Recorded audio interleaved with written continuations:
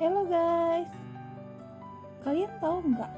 Ternyata dalam pembuatan roti terjadi proses fermentasi loh. Untuk lebih jelasnya, yuk simak video berikut ini. Roti pada umumnya berbahan dasar tepung terigu yang mengandung protein yakni glutenin dan gliadin. Glutenin berfungsi dalam menentukan struktur roti dan memberikan kekuatan pada adonan untuk menahan gas dari aktivitas ragi. Sedangkan gliadin memberikan elastisitas dan kekuatan untuk peregangan terhadap gluten. Garam berfungsi memberi rasa supaya tidak hambar, memperkuat cita rasa bahan lain. Rasa manis gula akan lebih terasa jika ada garam dan mengontrol perkembangan ragi. Gula yang digunakan adalah gula sukrosa, gula putih berbentuk kristal. Penggunaan gula ini bertujuan untuk memberi rasa manis, menyediakan makanan bagi ragi dalam fermentasi, dan membantu memperbaiki tekstur roti. Air diperlukan dalam pembentukan gluten, berfungsi sebagai pelarut bahan-bahan, dan bertindak sebagai bahan pengikat yang memungkinkan terjadinya fermentasi adonan. Ragi roti atau yeast adalah mikroorganisme hidup jenis khamir yang sering disebut Saccharomyces cerevisiae. Dalam proses pembuatan roti, Saccharomyces cerevisiae mengubah gula menjadi alkohol dan karbon dioksida melalui proses fermentasi atau respirasi anaerob. Saccharomyces tidak menghasilkan oksigen, tetapi menghasilkan karbon dioksida.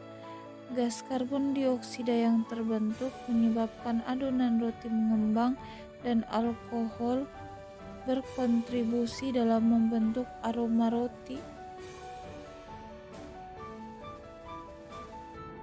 Pembuatan roti diawali dengan proses pencampuran. Tahap ini bertujuan untuk membuat dan mengembangkan sifat daya rekat atau gluten. Tepung mengandung protein yang sebagian besarnya akan membentuk gluten apabila dibasahi, diaduk-aduk, ditarik, dan diremas-remas.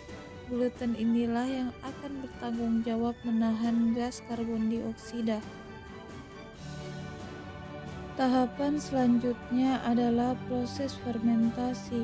Ragi yang telah ikut bercampur di dalam adonan roti didiamkan selama 3-6 jam untuk memberi waktu terjadinya proses fermentasi.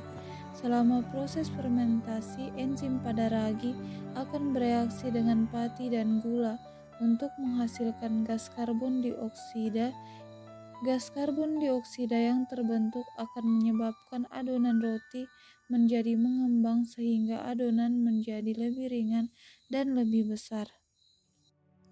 Tahapan proses selanjutnya adalah pembentukan. Pada proses ini adonan dibagi dan dibulatkan, didiamkan, dipulung, dan dimasukkan ke dalam loyang untuk fermentasi akhir sebelum dipanggang. Setelah itu, tahapan terakhir dari proses pembuatan roti adalah pemanggangan. Setelah proses fermentasi akhir, roti akan masuk dalam proses pemanggangan roti atau baking. Dalam proses pemanggangan roti ini akan terjadi berbagai reaksi biokimia yang melibatkan inaktivasi enzim yeast atau ragi dan perubahan pati gluten dalam adonan.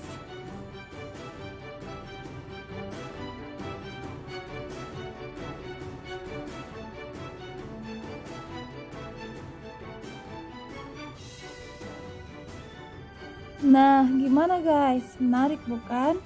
Jadi, itulah tadi video singkat tentang proses fermentasi pada pembuatan roti. Semoga bermanfaat. Bye.